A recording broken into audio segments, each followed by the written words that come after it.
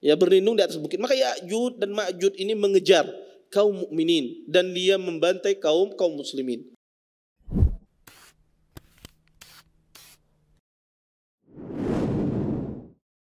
Innal hamdalillah nahmaduhu wa nasta'inuhu wa nastaghfiruh wa na'udzu billahi min shururi anfusina wa min sayyiati a'malina. May yahdihillahu fala mudilla lahu wa may yudlil fala hadiya lahu. Asyhadu an la ilaha illallah wahdahu la syarika lah wa asyhadu anna Muhammadan abduhu wa rasuluh. Fa inna asdaqal hadits kitabullah wa khairul hadi hadi Muhammadin sallallahu alaihi wasallam wa syarrul umuri muhdatsatuha wa kullu muhdatsatin fid din bid'ah wa kullu bid'atin dhalalah wa kullu dhalalatin fin nar. Amma ba'd. Bapak-bapak, ibu-ibu, ikhwan dan akhwat yang senantiasa dimuliakan oleh Allah Subhanahu wa taala. Alhamdulillah, segala puji bagi Allah Subhanahu wa taala dengan limpahan nikmat yang begitu besar, di antaranya nikmat iman, nikmat Islam, nikmat kesehatan, sehingga kita dimudahkan oleh Allah Subhanahu wa taala untuk melangkahkan kaki kita, meluangkan waktu kita untuk bisa berhadir di majelis ilmu. Mudah-mudahan apa yang kita cari, apa yang kita tuntut pada malam hari ini mendatangkan keberkahan dari Allah Subhanahu wa taala.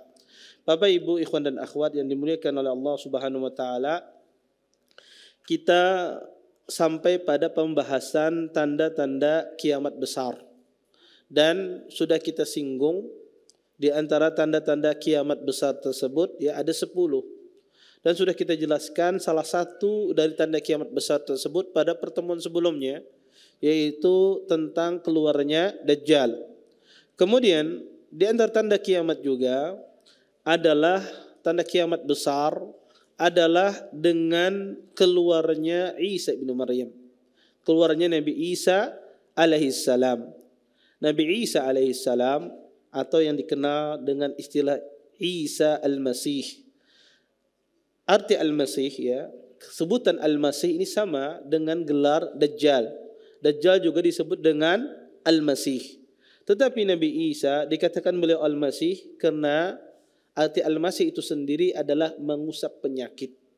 Artinya beliau ya ketika ada seseorang tertimpa penyakit kusta, kemudian diusap oleh Nabi Isa alaihissalam, orang tersebut sembuh dari penyakitnya. Berdasarkan ini Nabi Isa digelar dengan Al-Masih ya.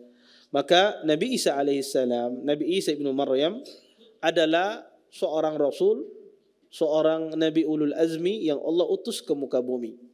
Dan di antara keyakinan seorang mukmin, seorang muslim tentang Nabi Isa alaihissalam bahwasanya Nabi Isa itu tidak mati. Itu harus keyakinan kita. Bahwasanya Nabi Isa alaihissalam itu tidak mati. Sekarang apa masih hidup Nabi Isa? Iya, masih hidup. Di mana tempatnya? Di langit. Diangkat oleh Allah Subhanahu wa taala ke langit.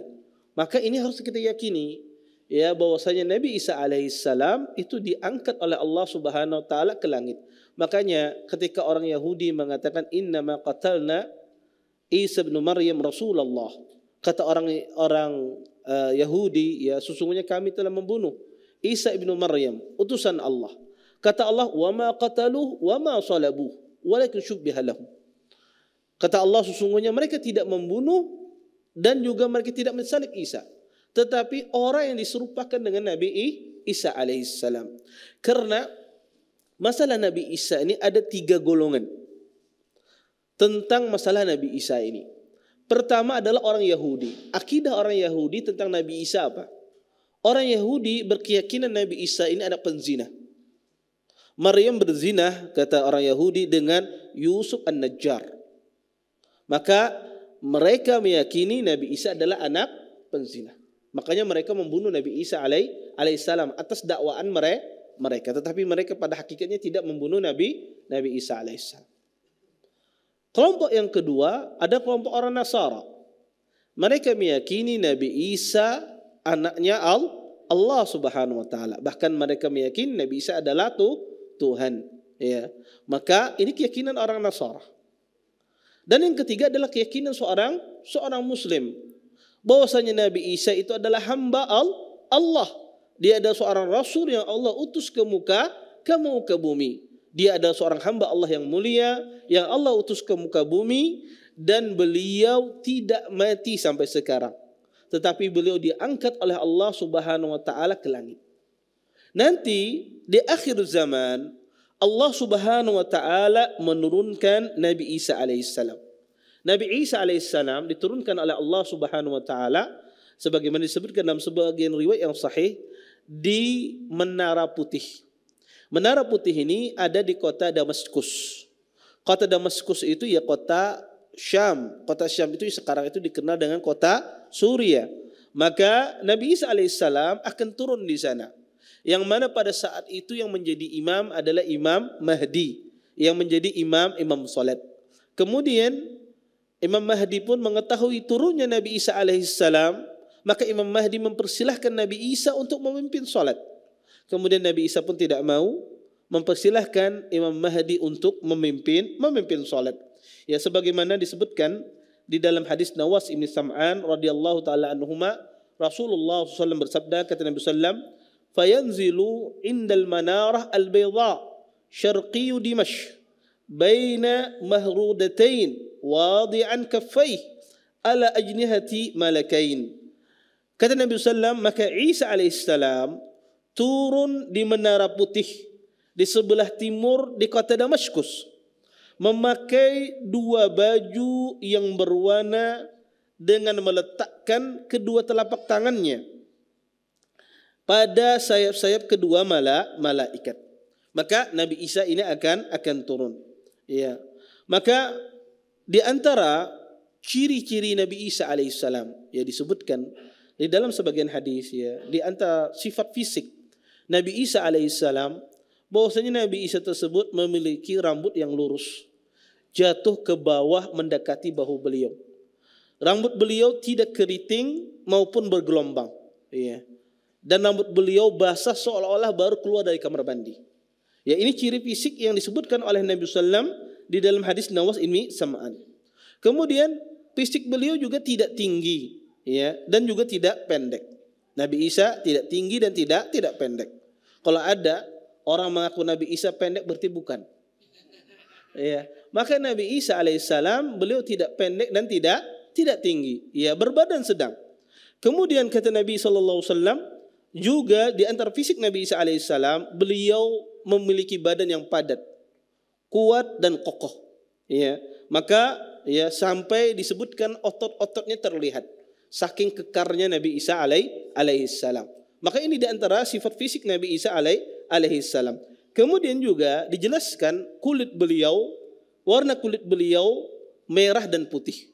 Ya, kulit beliau berwarna merah keputihan atau putih kemerahan.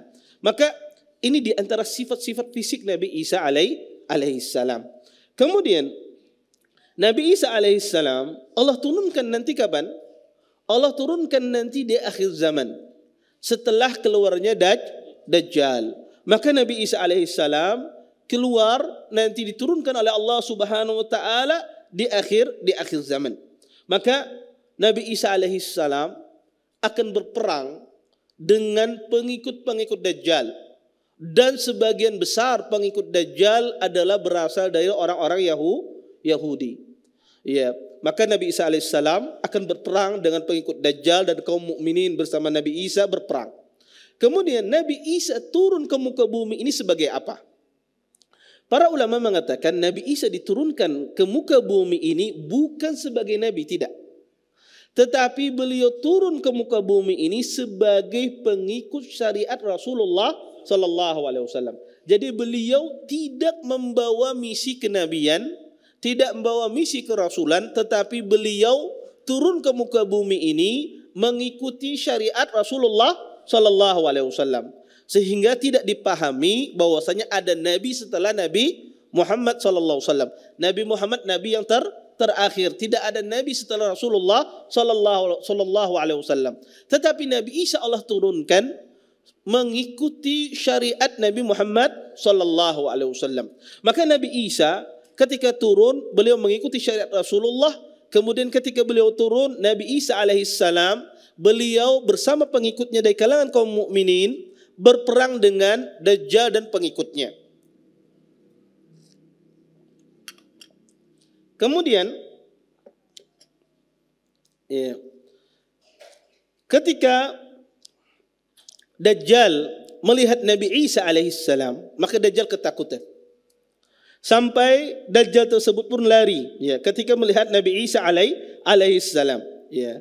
Bahkan dikatakan Dajjal itu meleleh seperti melelehnya garam, ya. Kenapa? Karena takut dengan melihat Nabi Isa alaihissalam. Kemudian Allah Subhanahu wa taala memerintahkan Nabi Isa untuk membunuh Dajjal, memukul Dajjal.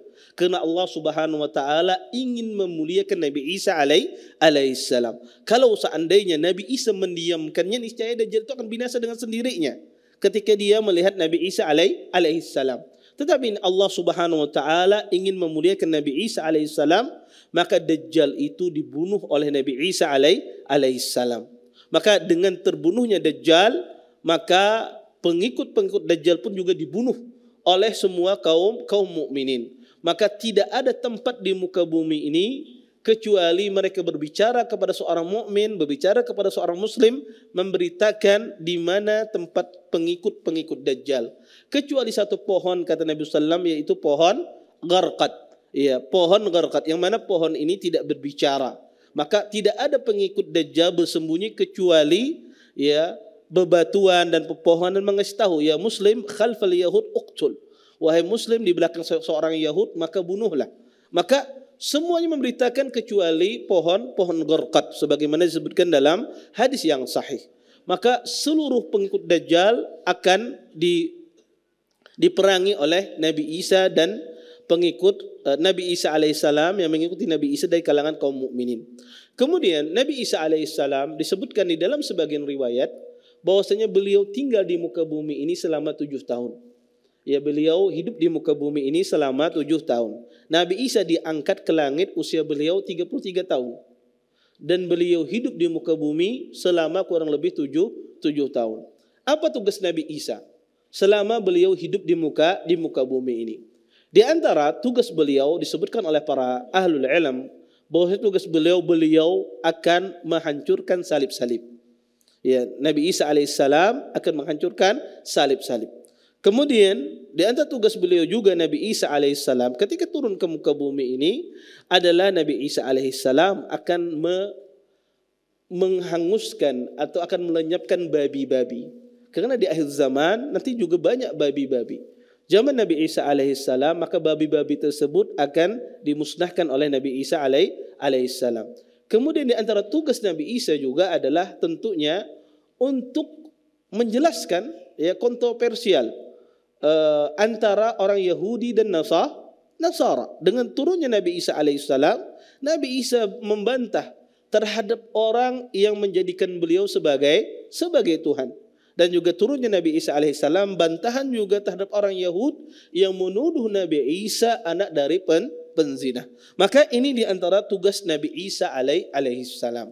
Kemudian di saat Nabi Isa alaihissalam hidup di muka bumi, maka Allah Subhanahu wa taala mengirim sekelompok umat yang bernama Ya'juj dan Ma'juj. Ya'juj dan Ma'juj ini akan keluar nanti di akhir zaman, dan ini salah satu tanda kiamat yang lain. Tanda kiamat yang ketiga keluarnya Ya'juj dan Ma'juj. Ya, maka Ya'juj dan Ma'juj ini akan keluar di akhir zaman. Setelah turunnya Nabi Isa alaihissalam. Dikatakan Ya'juj ini dan Ma'juj ini adalah keturunan dari Nabi Adam alaihissalam. Ya, Ya'juj dan Ma'juj ini adalah keturunan Nabi Adam alaihissalam. Dia adalah keturunan anak Adam alaihissalam. Dan dia hidup pada masa yang lama. Ya, dulu hidup pada masa Zulkarnain. Zulkarnain ada seorang raja. Dikatakan Zulkarnain ini hidup pada masa Nabi Ibrahim alaihissalam. Wallahu taala alam, tapi semacam itu disebutkan di dalam buku-buku sejarah bahwa Zulkarnain itu hidup pada masa Nabi Ibrahim alaihissalam. Tetapi Allah Ta'ala alam tentang kebenarannya, tetapi semacam itu disebutkan. Maka pada saat itu Dzulqarnain melewati sebuah kampung, ya, sebuah masyarakat yang mengadukan kepada Dzulqarnain. Sesungguhnya di antara dua gunung ini, ya, ada sekelompok Ya'juj dan Ma'juj yang melakukan kerusakan di muka bumi. Maka mereka meminta kepada Dzulqarnain untuk mengurungnya di antara dua gunung tersebut, untuk dibikinkan benteng, kurungan agar dikurung. Maka kata mereka, berapa Dzulqarnain engkau mau diupah? Kata Dzulqarnain, tidak, saya tidak mau diupah, kata Dzulqarnain. Tapi saya mata-mata menolong kalian karena Allah Subhanahu wa taala. Maka Dzulqarnain pun ya membuat tembok yang besar ya di antara dua gunung, Anda bayangkan, dengan dengan tembaga, ya, tembaga dicairkan. Ya. Tembaga dicairkan meleleh, kemudian ya dibikin tembok di antara dua gunung tersebut untuk mengurung Ya'juj dan Ma'juj. Dan ini tentu teknologi yang luar biasa. Ya, mungkin zaman sekarang mungkin tidak sanggup membuat teknologi semacam itu. Ya. Dan ini menunjukkan belum tentu zaman dahulu itu teknologinya terbelakang. Bisa jadi zaman dahulu itu teknologinya lebih maju daripada zaman sekarang. Ya, dan kita tidak tahu. Ya. Maka ini merupakan juhud yang luar biasa. Ya, maka Ya'juj dan Ma'juj itu dikurung. Mungkin ada di antara kita pertanyaan, Ustaz, dikatakan Ya'juj dan Ma'juj itu adalah kelompok yang sangat besar.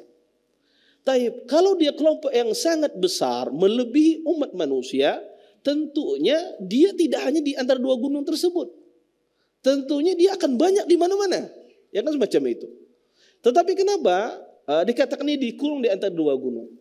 Disebutkan oleh ahlul ilm, bisa jadi pada saat itu ya mereka sedikit jumlahnya. Setelah mereka dikurung, ya maka mereka beranak pinak.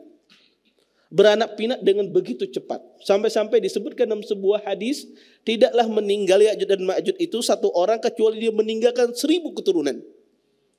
Ya. Jadi dia meninggal satu, meninggalkan apa? 1000 keturunan. Ya. Kita palingan meninggalkan 7-8 aja. Itu pun namun hidup. Ya. Ya. Maka ini 1000 keturunan. Maka sangat banyak sekali.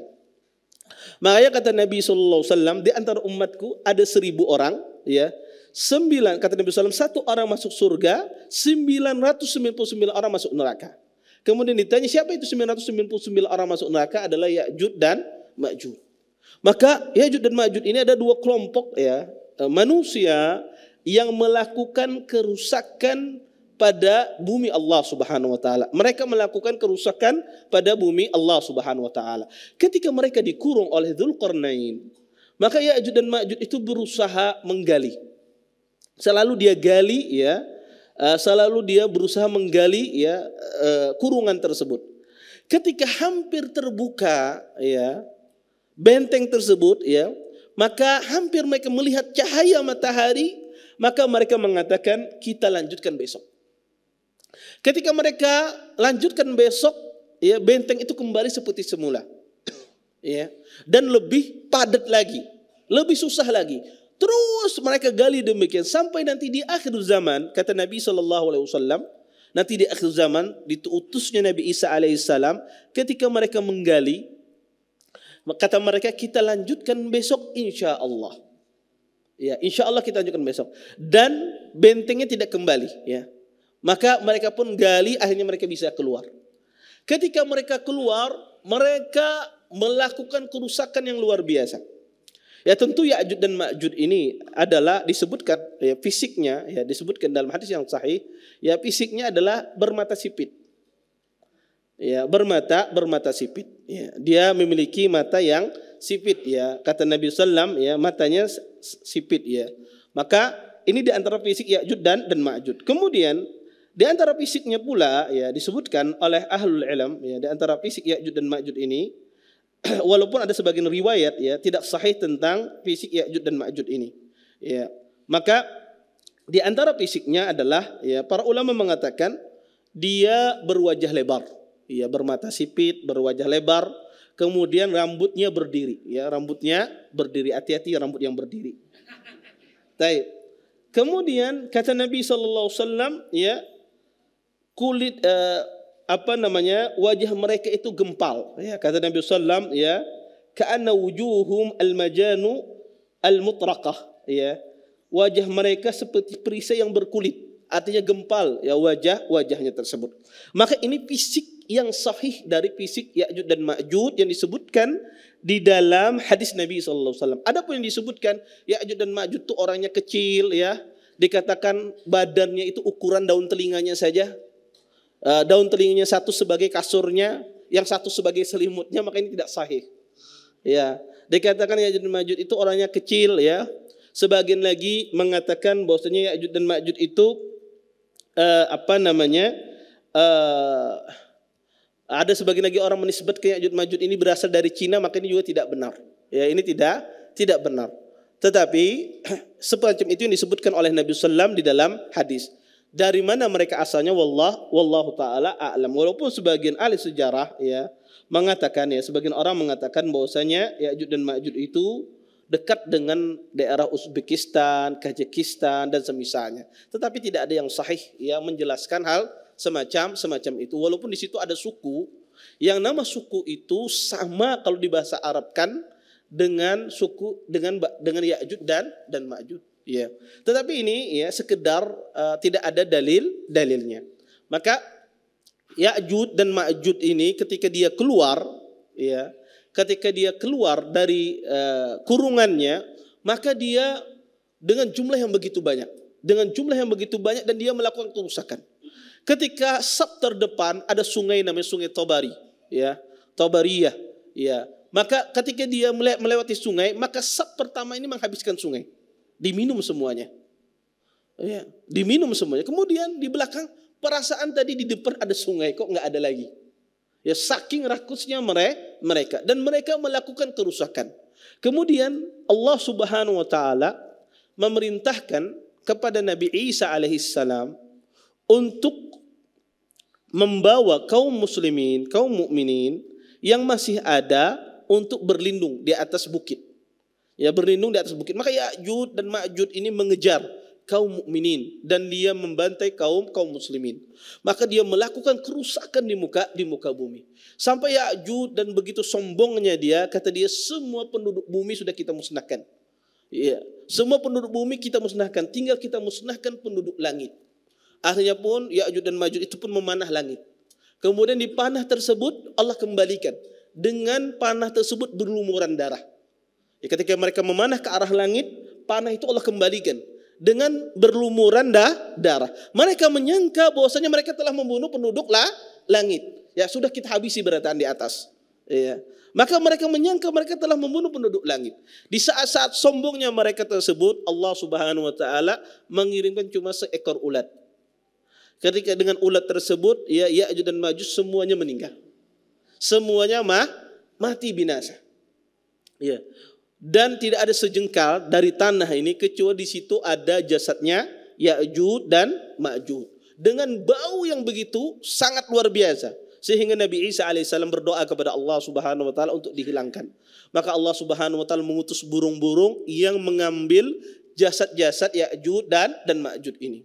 Kemudian setelah itu Allah Subhanahu wa taala menurunkan hujan untuk membersihkan bangkainya. Dikatakan dalam riwayat At-Tirmidzi, dikatakan persenjataan Ya'juj dan Ma'juj itu dibakar kaum mukminin selama 7 tahun baru selesai. Saking banyaknya jumlahnya mereka bayangkan membutuhkan waktu 7 tahun untuk membakar peralatan mereka. Ya, ini menunjukkan jumlah mereka begitu banyak di muka bumi ini. Maka ini di antara tanda kiamat berikutnya, yaitu keluarnya Ya'juj dan Ma'juj. Kemudian di antara tanda kiamat berikutnya adalah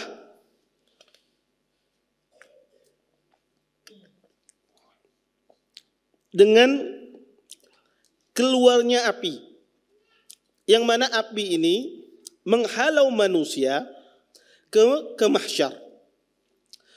Nanti di akhir kiamat, nanti di tanda-tanda kiamat, nanti akan keluar api, kata Nabi SAW, dari Aden, dari Yaman. Yang mana api ini menghalau manusia. Jadi manusia itu dihalau oleh api ini, dikejar oleh api ini. Sehingga api ini menghalau manusia, membawa manusia nanti berkumpul ya di suatu tempat. Maka ketika manusia berkumpul di suatu tempat tersebut, Allah mengirimkan angin yang mana kaum mukminin akan meninggal, tinggal yang ada adalah orang-orang fasik, orang-orang kafir, orang-orang yang melakukan perbuatan dosa. Maka api ini akan muncul dari arah Yaman. Bagaimana apinya wallahu taala alam? Tetapi api ini akan mengikuti manusia. Di mana saja dia beristirahat berhenti apinya. Dihalau terus, ya, diajar terus oleh api ini. Sehingga manusia itu berkumpul di satu tempat. Kemudian, ya, ini yang kita ketahui secara tertib. Ya, saya katakan tanda kiamat itu 10. Yang bisa kita ketahui secara tertib, pertama Dajjal, kemudian keluar Isa ibn Maryam, ini berurutan, kemudian keluarnya Ya'juj dan Ma'juj, kemudian datangnya api. Adapun 6 tanda yang lain kita tidak tahu mana yang lebih duluan. Seperti matahari, ya, terbit dari arah barat. Ya, nanti di antara tanda kiamat juga adalah yang kelima, matahari terbit dari arah barat. Ketika matahari terbit dari arah barat, semua orang akan beriman. Semua orang akan beriman, termasuk orang-orang kafir, dia akan beriman kepada Allah Subhanahu wa taala. Kenapa? Karena ini kejadian yang luar biasa. Tetapi subhanallah, pada saat itu tidak gunanya bertaubat, tidak ada manfaatnya bertaubat. Karena Allah Subhanahu wa taala membuka pintu taubat seluas-luasnya kecuali dalam 2 keadaan. Pertama, ketika matahari terbit dari arah barat. Ketika orang bertaubat di saat itu tidak Allah terima. Karena pada saat itu semua orang akan beriman. Tetapi Allah Subhanahu wa taala tidak akan menerimanya. Kemudian yang kedua adalah ketika nyawa di kerongkongan, ya. Kata Allah, kata Nabi sallallahu alaihi wasallam, "Ma lam yughargir." Sesungguhnya Allah menerima taubat seorang hamba ma lam yughargir, selama nyawanya belum di kerongkongan. Ketika nyawa kita di kerongkongan, ketika dicabut oleh malaikatul maut, maka Allah Subhanahu wa taala tidak menerima taubat seorang hamba. Oleh karena itu, seorang mukmin disuruh dia untuk bersegera bertaubat. Karena menunda-nunda taubat itu bagian dari dosa. Orang berbuat dosa, kemudian dia tunda-tunda taubat, itu bagian dari sebuah dosa. Dan syaitan itu luar biasa, selalu membisiki manusia untuk menunda-nunda taubat. Dan syaitan ini sangat pintar. Ya, kadang orang itu melakukan banyak dosa. Dia dosanya banyak, ya, beraneka ragam. Dosanya berzina, dosanya riba, dosanya menipu orang, banyak dosanya. Saya bisa bertobat dari dosa zina, tapi saya tidak bisa bertobat dari dosa riba. Kata syaitan apa? Dibisikkan di telinganya, sudah nanti aja, puaskan aja dulu, ya, tuntungkan, hanya bertaubat sekalian. Kadang-kadang orang demikian. Akhirnya dia puaskan, ya, apa yang ada dalam hatinya dalam berbuat maksiat, dan dia kira dia akan mudah bertaubat, setelah tidak. Orang kalau dia tidak bersegera bertaubat, terus dia berada dalam perbuatan dosa tersebut, maka akan susah. Akan susah dia kembali kepada Allah Subhanahu wa taala. Sebagaimana disebutkan dalam sebuah hadis, walaupun hadis ini dibicarakan oleh para ulama, kata Nabi sallallahu alaihi wasallam, "Idza aznabal abd," jika seorang hamba berbuat dosa, nukitat fi qalbihi nuqtat sauda. Kata Nabi sallallahu alaihi wasallam, maka tergores di hatinya itu adalah titik hitam. Semakin dia berdosa, semakin dia berbuat maksiat, maka semakin banyak titik hitam di dalam hatinya. Ketika hati itu menjadi pekat, ya, hati itu hitam pekat, maka akan susah orang tersebut keluar dari perbuatan maksiat. Maka seorang mukmin selama dia bisa bertaubat.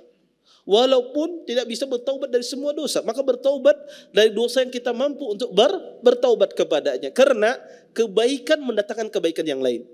Orang bisa bertaubat dari satu dosa, maka taubat dia dari dosa ini akan menyeret dia untuk taubat lagi dari dosa yang lain.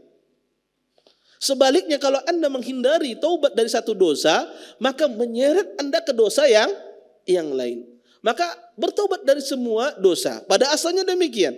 Kalau tidak bisa bertobat dari dosa yang kita mampu, setelah itu insya Allah Allah Subhanahu wa taala yang memberikan hidayahnya, memberikan kekuatan kepada kita untuk bertobat dari dosa-dosa yang telah kita kerjakan. Maka bertobat itu segera, ya, bagi orang yang melakukan perbuatan maksiat. Kemudian di antara tanda kiamat yang lain yang disebutkan adalah khurujud dabbah. ya, maka keluarnya binatang melata. Disebutkan di dalam sebagian riwayat, keluarnya binatang melata ini adalah binatang yang garib, binatang yang asing, tidak pernah terlihat. Ya, maka keluarnya binatang-binatang melata, dan disebutkan binatang ini bisa berbicara. Ya, binatang ini bisa berbicara dengan manusia. Maka ini tanda di antara tanda kiamat besar. Ya, dengan keluarnya binatang melata semacam ini.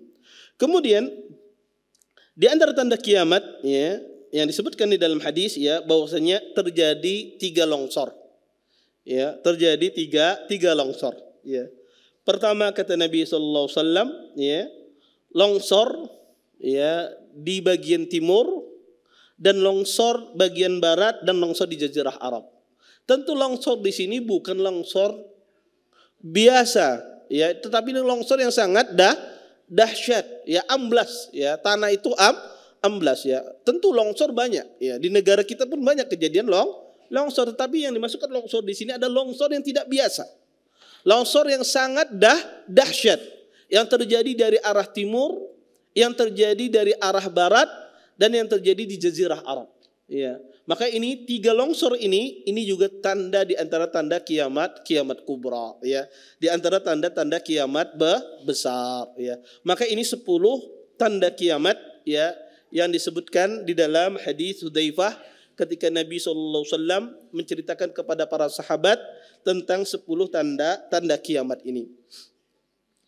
Kemudian, ya, ketika, ya, tanda kiamat ini terjadi, maka, ya, Allah Subhanahu wa taala pada saat itu, ya, menjadikan namanya al-ba'su, hari kebangkitan, atau Allah Subhanahu wa taala, ya, menghidupkan orang-orang yang meninggal dan mengeluarkan mereka dari kuburannya untuk membalas dan menghisap mereka.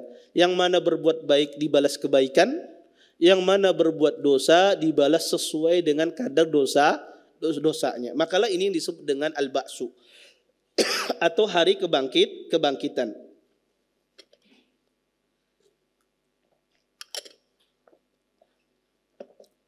Al-ba'su di dalam bahasa Arab itu artinya hari kebangkitan. Kadang-kadang Allah Subhanahu wa taala menyebut dengan al-ba'su itu dengan an-nusyur, yaitu hari kebangkitan. Wa ilaihin nusyur, kepadanya lah dibangkitkan. Maka hari kebangkitan ini adalah hari yang diyakini, ya, oleh ahlu sunnah wal jamaah, dan diyakini oleh orang-orang beriman kepada Allah Subhanahu wa taala. Tetapi orang-orang musyrikun, ya, mereka mengingkari hari kebangkitan. Ya, mereka mengingkari hari kebangkitan. Kata mereka, la yab'atsullahu man yamut, sesungguhnya Allah tidak membangkitkan orang yang sudah meninggal. Ya. Kata Allah, bala wa'dan alaihi haqqa. Kata Allah, tidak, bahkan itu janji Allah yang benar. Walakinna aktsaran nasi la ya'lamun. Tetapi kata Allah, kebanyakan manusia tidak mengetahui tentang hari kebangkitan. Maka hari kebangkitan ini adalah hari yang diyakini, ya, oleh kaum mukminin bahwasanya Allah Subhanahu wa taala akan membangkitkan manusia. Kemudian sebagian orang kadang-kadang mengingkari hari kebangkitan. Ya, sebagian orang itu mengingkari hari kebangkitan. Nanti kita akan jelaskan beberapa kelompok yang mengingkari tentang adanya hari kebangkitan. Padahal, ya, mereka beranggapan itu adalah sesuatu yang mustahil. Allah Subhanahu wa taala membangkitkan orang yang sudah meninggal. Padahal Allah Subhanahu wa taala di dalam Al-Qur'an banyak sekali menjelaskan, ya, permisalan-permisalan tentang, termasuk permisalan secara akal, bagaimana Allah Subhanahu wa taala membangkitkan. Di antaranya adalah Allah Subhanahu wa taala menjelaskan, ya, tentang masalah secara akal. Allah Subhanahu wa taala jelaskan, ya, bahwasanya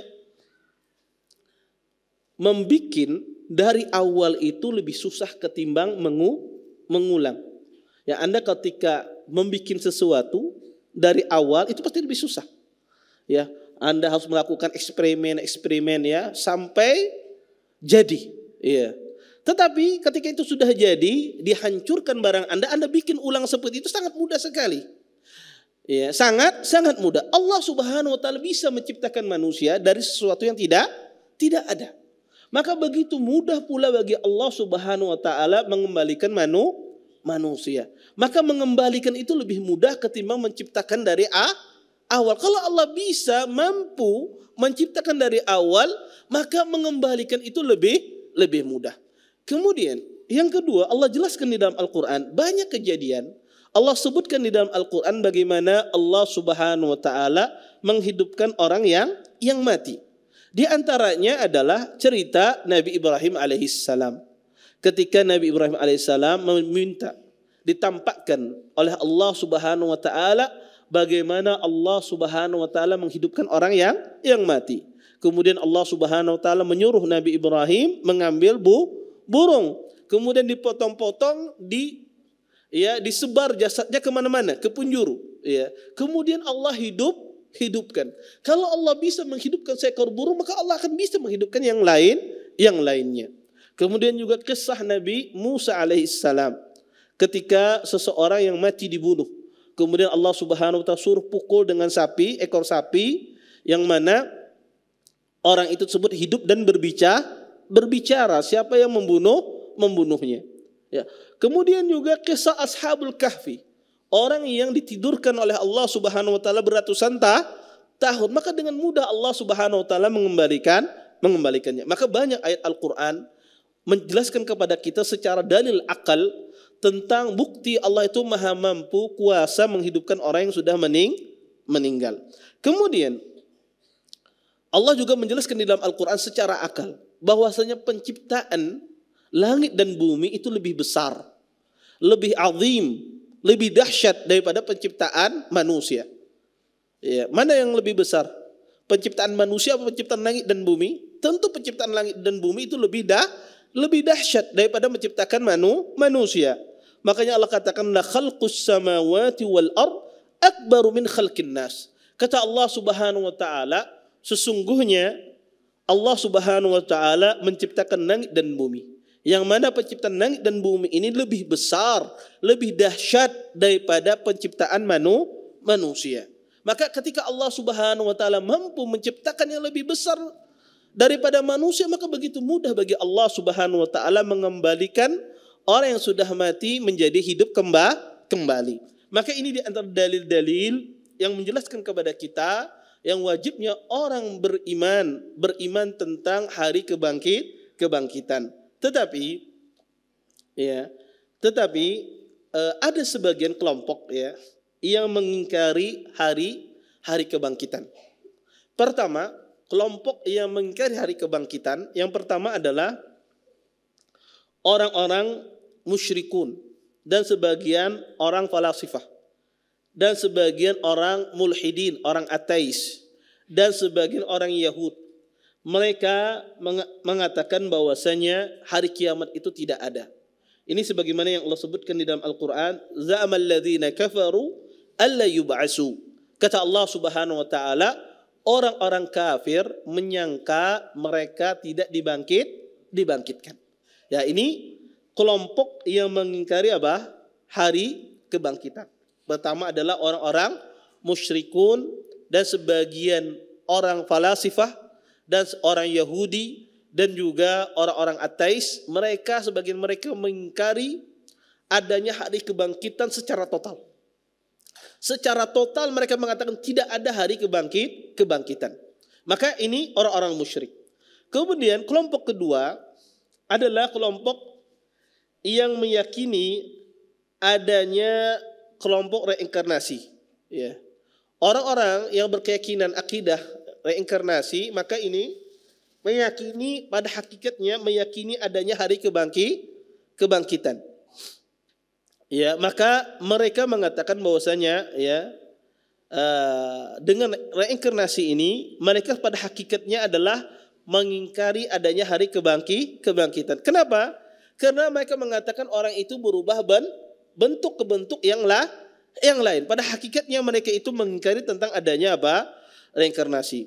Mengingkari adanya hari kebangkitan. Kemudian di antara kelompok ketiga ini kelompok ya sebagian orang Nasara ya, mereka mengingkari jasad itu dibangkitkan, tapi mereka menetapkan ruh itu dibangkitkan. Ya, mereka menetapkan, meyakini ruh itu dibangkitkan, tapi mengingkari jasad itu dibangkitkan. Ini juga sebagian kelompok orang-orang Nasara dan sebagian kelompok orang-orang falasifah yang menisbatkan kepada Islam, kepada Islam, dan mereka bukan sama sekali dari agama Islam. Kemudian yang terakhir, kelompok yang mengingkari hari kebangkitan ini adalah kelompok yang mengingkari ruh itu dibangkitkan dan menetapkan bahwasanya dibangkitkan itu cuma jasad. Jasadnya dibangkitkan, ruhnya tidak. Ya, maka ini sebagian orang-orang ahli filsafat. Ya, orang-orang mutakallimin sebagaimana dijelaskan oleh Syekh Islam Ibnu Taimiyah. Maka ini ada 4 kelompok yang mengingkari tentang adanya hari kebangkitan, dan ini tentu saja menyelisihi akidah yang benar, akidah kaum mukminin bahwasanya manusia itu akan dibangkitkan ruh dan jasadnya, maka akan dibangkitkan oleh Allah Subhanahu wa taala. Kemudian mungkin ada di antara kita yang bertanya, Ustaz, bukankah ruh itu terpisah dari jasad? Ketika jasad itu ditanam ya di tanah, dikuburkan, ruh seorang mukmin itu diangkat oleh Allah Subhanahu wa taala. Ya, dicabut ruh itu oleh malaikat. Disebutkan di dalam hadis yang sahih di mana ruh seorang mukmin. Kata Nabi sallallahu alaihi wasallam, disebutkan dalam sebuah hadis yang dikeluarkan oleh Imam Ibnu Majah dan disahihkan oleh Syekh Albani rahimahullahu taala, kata Nabi sallallahu alaihi wasallam, "Innama nasmatul mu'min ta'irun yu'allaqu fi syajaril jannah hatta yarji'a ila jasadihi yauma yub'ats." Kata Nabi SAW bahwasanya nyawa atau ruh orang mukmin itu berada di dalam perut burung di surga. Berada di dalam perut burung di pohon surga. Nah, nanti Allah Subhanahu wa taala kembalikan ruh tersebut ke jasad orang mukmin ketika hari dibangkitkan.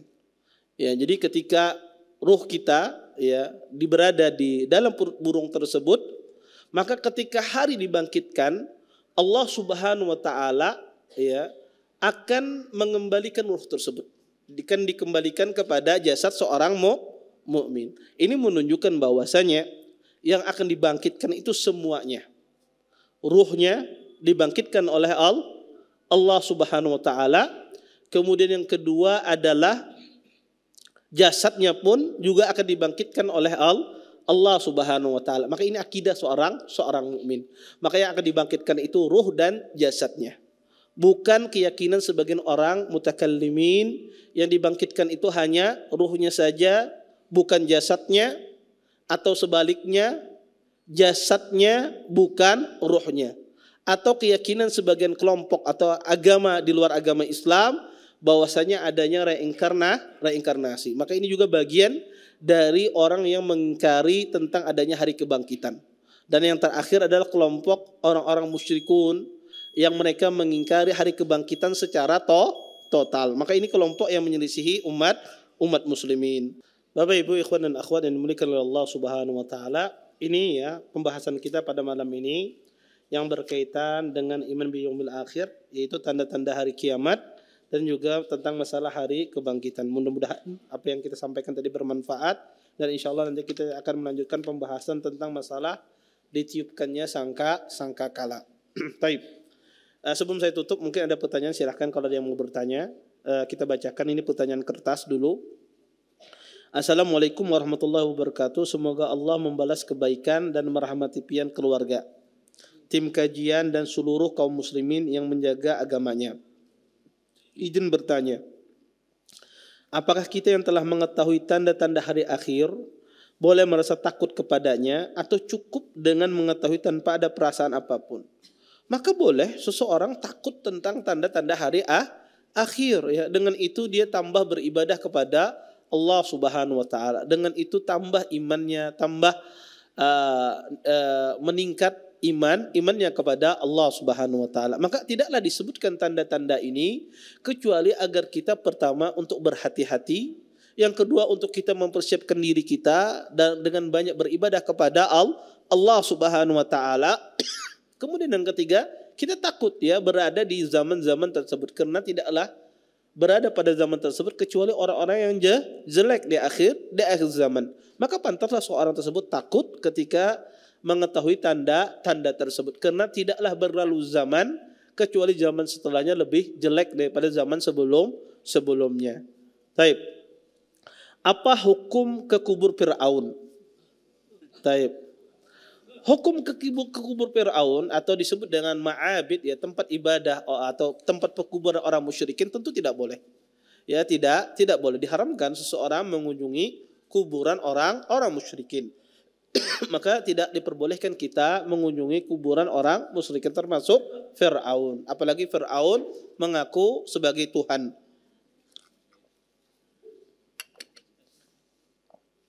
Maka sebagaimana dikatakan oleh Syekh Islam Taimiyah, tidak boleh seseorang ya mengunjungi tempat-tempat atau kuburan orang-orang musyrikin. Taib. Semoga Allah menjaga pian keluarga, pengajian dan seluruh kaum muslimin. Bagaimana cara menjawab pertanyaan berikut? Jika Allah Maha mampu, mampukah Allah menciptakan sebuah batu yang tidak mampu Dia angkat? Ya, ini pertama pertanyaannya salah. Iya, pertanyaannya salah. Ya, kenapa pertanyaannya salah? Itu sama saja. Mungkinkah seorang anak itu usianya lebih tua daripada bapaknya? Pertanyaannya salah. Ya, namanya anak itu berasal dari seorang ayah. Maka di dalam Islam sesuatu yang tidak masuk akal salah. Ya, tidak ada wujudnya. Ya, maka secara pertanyaannya itu salah, tidak benar. Maka itulah yang disebut dengan tadad. Ya, dua hal yang bertentangan tidak mungkin. Ya, dua hal yang bertentangan tidak mungkin. Ya, Allah Maha Kuasa segala sesuatu. Mungkinkah Allah tidak menciptakan suatu batu yang tidak mungkin Dia angkat? Pertanyaannya salah. Ya, mau gimana kan lagi? Ya, dibetulkan pertanyaannya baru dijawab. Ya, dan yang kedua, hal semacam ini tidak ada manfaatnya. Apa manfaatnya? Bertambah enggak iman dia? Tidak bertambah. Yang ada adalah timbul keraguan di dalam hatinya, bisikan syaitan. Maka inilah yang disebut di dalam ini akibat. Ada sebagian orang kadang-kadang belajar filsafat semacam ini. Ada apa? Dia membuat sebuah pertanyaan yang kira-kira di dalam Islam itu ada, di dalam ilmu kalam itu ada dua hal yang bertentangan. Yang bertentangan itu logikanya salah. Kalau logikanya salah mau diapain? Ya harus dibenarkan logikanya dulu. Ya harus dibenarkan logikanya. Sebagaimana orang ini tidak hidup tidak mati, mungkinkah? Enggak mungkin. Ima dia hidup, ima dia mati. Ya tidak mungkin. Bisakah orang itu tidak hidup, tidak mati? Ya tidak mungkin, karena pilihannya cuma dua. Pertanyaannya salah. Ya tidak benar. Karena tidak bisa dijawab pertanyaan yang salah. Sama, mungkinkah seorang anak usianya lebih tua daripada ibunya? Gimana coba? Orang membuat film kartun pun kada sanggup membuat film kayak gini. Kada kau mikirkan, kenapa coba? Kada kau. Ya, karena logikanya salah. Ya, logikanya salah. Taib. Jika ulun meniatkan amalan istighfar dan sedekah jariyah, wakaf pembangunan masjid dan lain-lain untuk ayah ulun yang sudah meninggal, apakah ulun tetap mendapat pahala istighfar dan sedekah tersebut secara sempurna?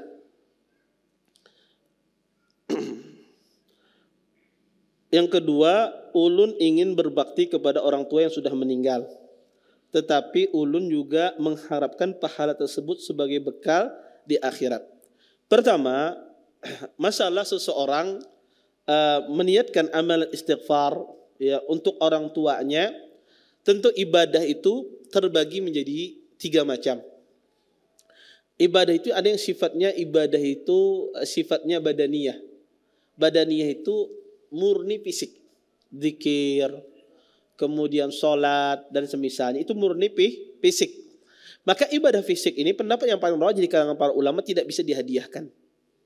Ibadah fisik itu tidak bisa dihadiahkan. Kemudian yang kedua, ada ibadah itu sifatnya bentuknya harta. Seperti bersedekah, berinfak, ya. Maka ini ibadah yang sifatnya bentuknya harta. Pendapat yang rajih di kalangan para ulama, ibadah yang bentuknya sifatnya harta ini boleh dihadiahkan kepada orang lain, walaupun orang tersebut tidak memiliki hubungan kekerabatan dengan kita. Ada tetangga baik, masya Allah dia hidup sebatang kara, tidak bisi anak miskin. Kemudian dia meninggal, Anda ingin berbuat baik kepadanya, Anda bersedekah dengan harta Anda di masjid, pembangunan masjid, dan Anda niatkan pahalanya untuk tetangga Anda. Sampai tidak? Sampai insya Allah. Ya, sampai insya Allah. Dan ini kesepakatan para ulama. Kemudian yang ketiga adalah sebuah ibadah gabungan antara fisik dan harta. Jadi ibadah itu gabungan antara fisik dengan harta, seperti ibadah haji. Ibadah haji, ibadah umrah itu berkaitan dengan fisik dan harta. Orang melaksanakan ibadah haji fisik, yang membutuhkan fisik, tawaf, sa'i, dan juga membutuhkan harta. Ya, dia harus mengeluarkan uang untuk beribadah tersebut. Maka ibadah yang gabungan yang sifatnya seperti haji dan umrah ini, apakah sampai kepada si mayit? Maka jawaban yang benar adalah sampai. Ya, pendapat yang paling kuat dalam masalah ini sampai. Berdasarkan hadis Syubrumah. Ya, ada seorang sahabat mengatakan labbaika an Syubrumah. Ya, kemudian Nabi berkata, man Syubrumah? Siapa itu Syubrumah? Kata orang ini, jirani ya Rasulullah. Syubrumah ini tetanggaku wahai Rasulullah. Kata Nabi, apakah kau sudah berhaji? Belum. Haji dulu kamu, baru setelah itu nanti tahun kemudian kamu hajikan Syubrumah, kata Rasulullah. Ini menunjukkan bahwasanya ibadah yang gabungan antara harta dan fisik itu sampai kepada si mayit. Ini poinnya. Kemudian poin yang kedua, amal soleh yang dilakukan oleh seorang anak. Amal soleh yang dilakukan oleh seorang anak apa saja, baik itu berbentuk sholat, baik itu berbentuk istighfar, baik itu berbentuk doa, semuanya amal ibadah yang dia kerjakan, maka orang tuanya mendapatkan pahala tersebut, walaupun tanpa dia niatkan. Walaupun tanpa dia niatkan ibadah apa saja, kebaikan yang Anda lakukan apa saja, seorang anak, maka kebaikan yang Anda dapatkan itu juga didapatkan oleh orang tua Anda. Kenapa? Karena sebab dialah Anda menjadi baik, karena dialah mendidik kita. Dialah yang mengajari kita. Maka dialah sebab kita itu melakukan kebaikan. Maka dia mendapatkan kebaikan yang kita lakukan, dia mendapatkan pahala walaupun tanpa Anda niatkan. Maka menanggapi pertanyaan ini, maka sedekah yang Anda sedekahkan orang tua Anda niatkan sampai. Istighfar yang Anda lakukan, maka orang tua Anda pun mendapatkan pahala dari yang Anda lakukan. Dan istighfar tidak dihadiahkan. Istighfar, astagfirullah, saya hadiahkan pahalanya, tidak. Tetapi Anda beristighfar kepada Allah Subhanahu wa taala, insya Allah pahala istighfar tersebut orang tua Anda pun juga mendapatkannya. Kemudian masalah yang kedua adalah dan juga poin yang penting yang ingin saya garis bawahi, bukan amalan para salaf, mereka selalu menyedekahkan, bersedekah untuk orang tuanya, bukan amalan salaf semacam itu. Makanya Nabi SAW menyebutkan, idza mata ibnu Adam inqata amaluhu illa min salas. Kata Nabi, jika mati anak Adam terputus amalnya kecuali tiga hal. Kemudian di akhir hadis disebut oleh Nabi, di antara tiga hal tersebut adalah waladun salihin yad'u lahu. Anak saleh yang mendoakan kepada kedua orang tuanya. Nabi tidak mengatakan anak saleh yang suka bersedekah, anak saleh yang suka menghajikan orang tuanya, anak soleh yang suka mengumrahkan orang tuanya, tetapi Nabi katakan apa? Anak soleh yang mendoakan kedua orang tuanya. Maka amalan para salaf, amalan mereka berbakti kepada orang tua adalah mendoakan. Anda doakan. Karena manusia itu juga butuh amalan. Manusia itu juga butuh amalan. Ustaz, apa tidak boleh bersedekah untuk orang tua? Boleh. Tetapi bukan setiap kali Anda bersedekah untuk orang tua. Boleh sekali, 2 kali, 3 kali, tidak ada masalah Anda bersedekah untuk orang tua. Tetapi amalan para salaf apa? Mereka memperbanyak mendoakan kedua orang tua, dan itulah yang disuruh oleh Nabi SAW. Kemudian masalah yang kedua, berbakti kepada orang tua yang sudah meninggal, tetapi juga ulun mengharapkan pahala tersebut sebagai bekal di akhirat. Berbakti kepada orang tua merupakan ibadah. Yang merupakan sebuah ibadah dan Anda diganjar pahala oleh Allah Subhanahu wa taala. Bahkan itu pahala yang sangat besar ya di sisi Allah Subhanahu wa taala. Maka itu bekal Anda untuk di akhirat. Ketika Anda berbakti kepada orang tua Anda, maka itu bekal terbesar Anda masuk surganya Allah Subhanahu wa taala. Makanya Ibnu Abbas ketika didatangi oleh seorang pembunuh. Orang ini banyak membunuh orang. Kemudian dia melamar seorang wanita. Lamarannya ditolak. Wanita itu memilih laki-laki lain. Akhirnya pun ya cinta ditolak, maka lading bertindak, maka dibunuh. Maka dibunuh apa?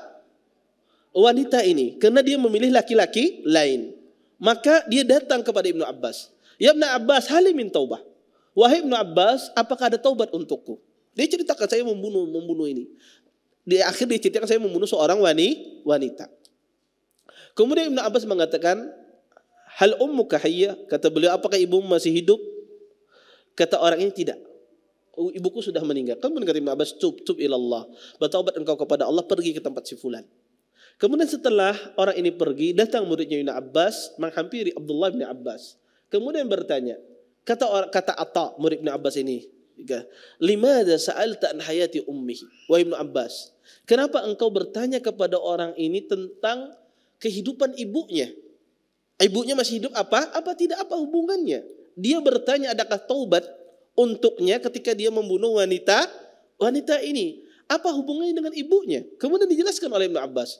Saya tidak melihat sebuah amalan, kata beliau, yang lebih cepat menghapuskan dosa dan memasukkan surga kecuali seseorang berbakti kepada ibunya. Maka berbakti kepada ibu itu ada bekal terbesar.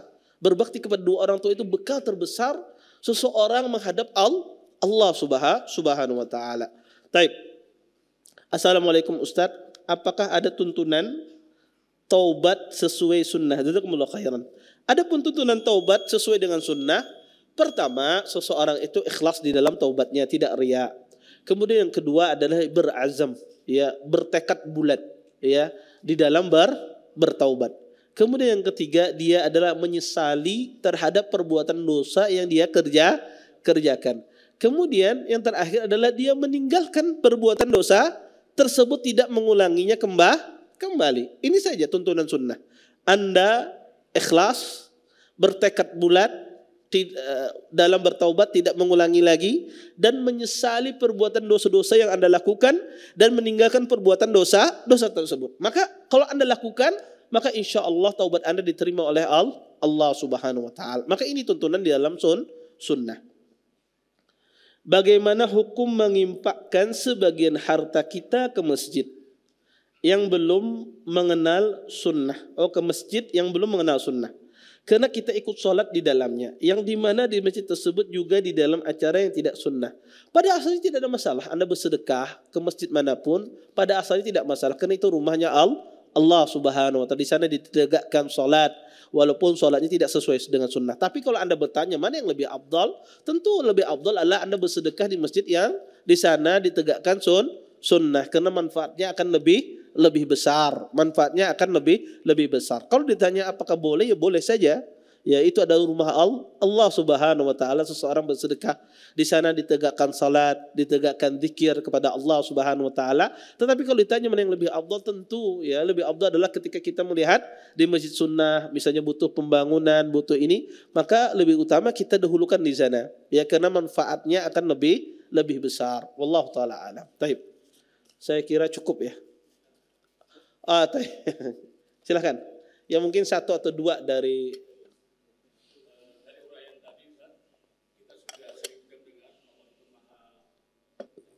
ya, jazakumullah khair. Ya, beliau menanyakan, kadang kita di suatu waktu besar harapan kita kepada Allah, besar takut kita kepada Allah. Di saat yang sama juga tidak jauh, kadang-kadang rasa itu lenyap begitu saja, tidak ada muncul rasa takut dan rasa berharap kepada Allah Subhanahu wa taala. Apa penyebabnya?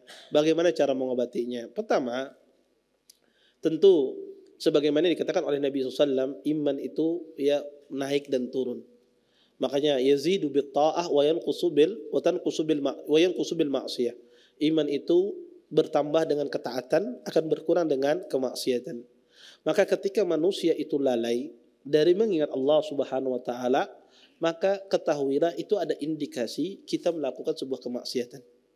Ada indikasi kita melakukan sebuah hal-hal yang tidak diridhoi oleh Allah Subhanahu wa taala. Maka ketika kita melakukan sesuatu yang tidak diridhoi oleh Allah Subhanahu wa taala, menjadikan iman kita berturun. Ya, maka iman turun ini banyak dampaknya. Dampaknya kita mudah lupa, mudah lalai, tidak bersemangat di dalam beribadah. Terus gimana caranya seseorang tersebut ya imannya agar dia senantiasa dalam ketaatan kepada Allah Subhanahu wa taala? Maka di dalam Islam meningkatkan iman, ya tentu meningkatkan iman itu dengan dua hal. Pertama, mengerjakan perkara-perkara wajib. Ketika ada hal-hal yang wajib Allah perintahkan kepada kita, maka kita kerjakan. Yang kedua adalah mengerjakan perkara-perkara sunnah. Maka kalau kita hanya sekedar mengerjakan perkara wajib saja, kemudian meninggalkan perkara-perkara sunnah, ketika iman itu turun, maka yang wajib ini bisa terlalaikan. Tetapi ketika seorang itu bentengi imannya dengan dia kerjakan perkara yang wajib, kemudian dia kerjakan dengan perkara-perkara sunnah, maka ketika iman itu lalai, ketika dia turun iman tersebut, maka perkara wajib ini terjaga, masih terjaga. Maka ini pentingnya amalan-amalan sunnah itu diperbanyak kita lakukan. Ini poin pertama.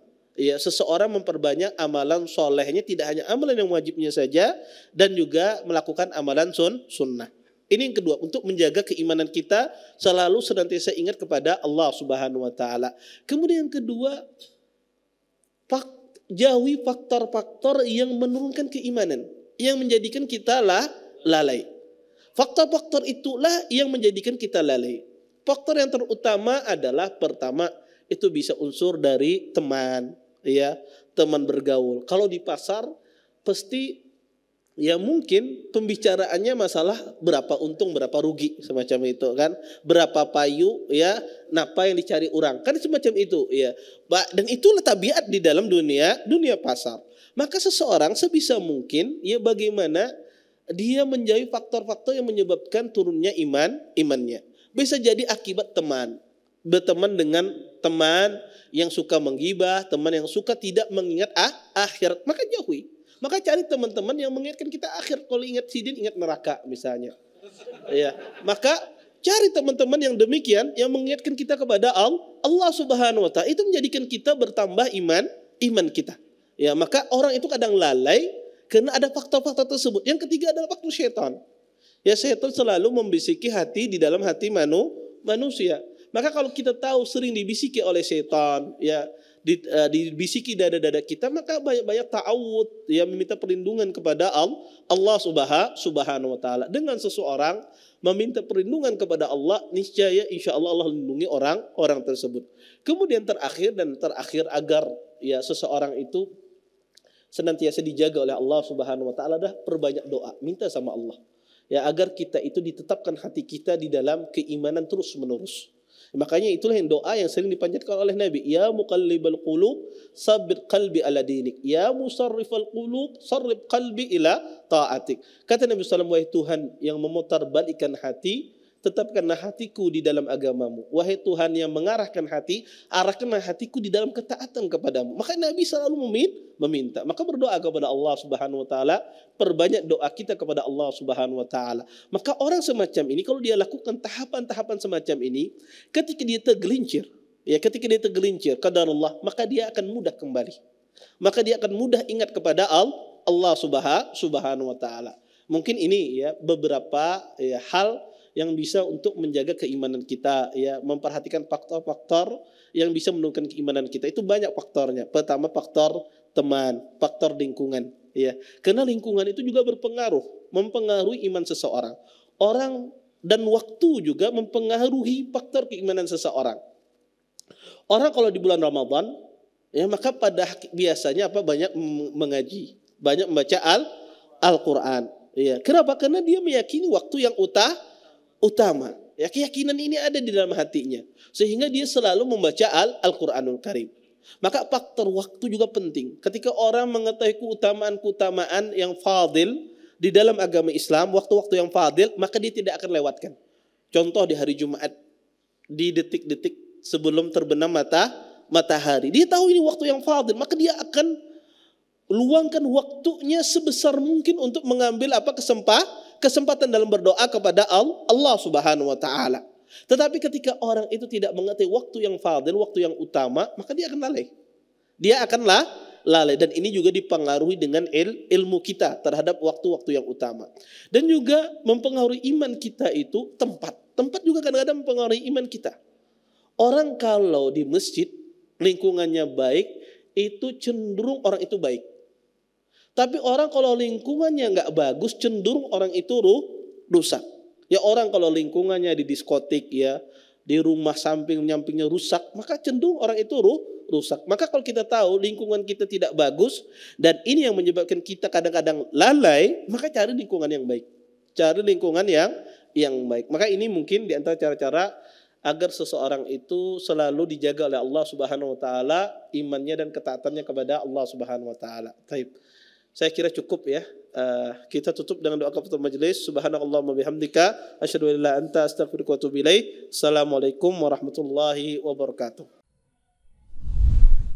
Terima kasih. Jazakumullah khairan wa barakallahu fikum. Video ini dibuat atas partisipasi dari donasi Anda. Semoga menjadi amal jariah bagi Anda semuanya.